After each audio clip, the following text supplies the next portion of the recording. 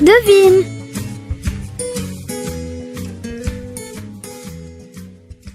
Viens avec moi, Paul. Je vais te montrer les photos de mon voyage. J'étais si content de retrouver Leïla que je l'ai vite suivie.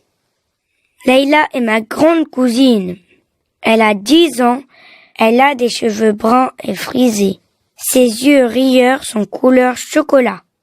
Je ne la vois pas souvent, juste pendant les vacances, mais elle a toujours plein d'histoires à me raconter.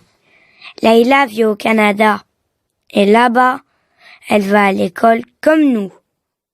Regarde, Paul, voilà la photo de ma classe, me dit-elle. Vous êtes tous très souriants. Oui, car le photographe était très drôle. Il avait une grosse moustache grise et faisait des grimaces pour nous amuser. Même la maîtresse riait aux éclats. Ah, je te reconnais.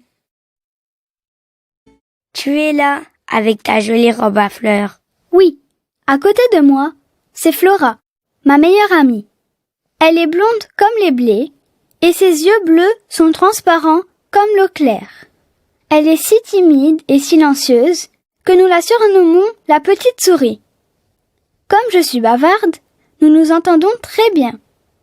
Marco, avec les cheveux longs et noirs, est le garçon le plus drôle de la classe. C'est lui qui me fait des oreilles de lapin avec ses doigts. Grégoire, qui a de grosses joues et un magnifique sourire, est très gentil. Mais c'est un sacré paresseux. Il ne veut jamais travailler. La maîtresse est obligée d'être rusée pour y parvenir. Mais d'ailleurs, où est la maîtresse? Devine! Elle est gracieuse, a des lunettes et de grands yeux noirs. J'ai trouvé! Elle porte des boucles d'oreilles et a les cheveux bouclés châtain clair. Oui, bravo Paul! Comment s'appelle-t-elle? Elle s'appelle Mademoiselle Ciselle et elle adore les animaux. Dans la classe, il y a Chatouille la grenouille et Pimpin le lapin. Tous les matins, Mademoiselle Ciselle s'assoit dans son fauteuil et chante. Il croque du pain. C'est la fête à notre lapin. Quand il pleut, elle chante. Il pleut, il mouille. C'est la fête à la grenouille. Chantez-vous souvent en classe? Oui, notre maîtresse a une voix douce. Elle ne se fâche que rarement. Elle fronce juste les sourcils lorsqu'elle est en colère.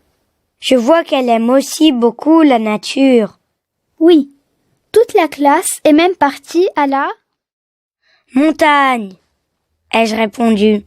Comment as-tu deviné? Tu es vraiment un fin observateur, Paul. Je suis aussi curieux. Raconte-moi ton voyage, s'il te plaît.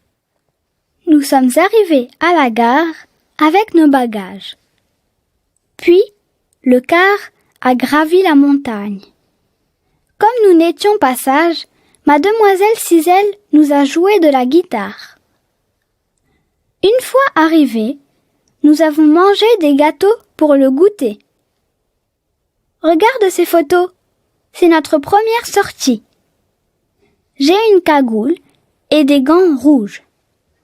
Marco, le rigolo, fait des galipettes dans la neige.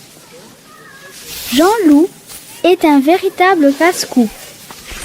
Il est grand, sportif et musclé. Tu vois là, il glisse à toute vitesse sur la luge. Armand est un gourmand. Il est aussi gros que Flora est fine. Même son odeur est sucrée comme le miel. Et les jumeaux sont terribles. Ils font une bataille de boules de neige. Devine qui l'a reçu en pleine figure. Oh, pauvre Leïla, c'est toi? Oui, ma joue était toute enflée. J'étais en colère contre Martin. Il m'embête souvent. Ensuite, nous sommes rentrés pour rejoindre notre chalet. Le vent soufflait. Les flocons de neige giflaient nos visages. Nous n'arrivions plus à marcher. Nous étions presque arrivés lorsque nous avons entendu un grand cri. C'était la maîtresse. Pimpin était tombé au fond d'une crevasse. La neige pouvait s'écrouler et l'écraser. Vous deviez être inquiet. Oui, mon amie Flora, la petite souris, tremblait de peur. Heureusement, Mademoiselle Ciselle a sorti de son sac à dos une corde et une carotte. Simon, qui est courageux et adroit, a lancé la corde au fond du trou.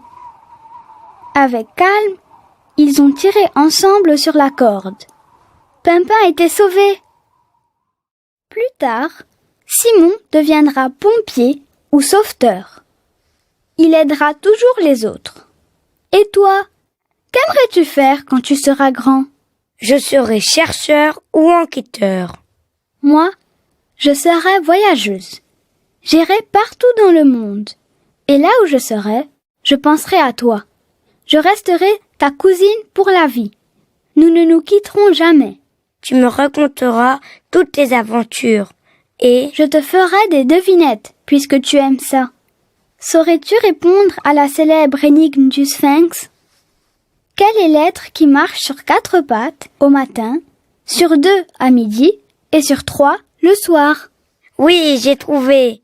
C'est Et toi, qui lis ce texte, as-tu trouvé la réponse?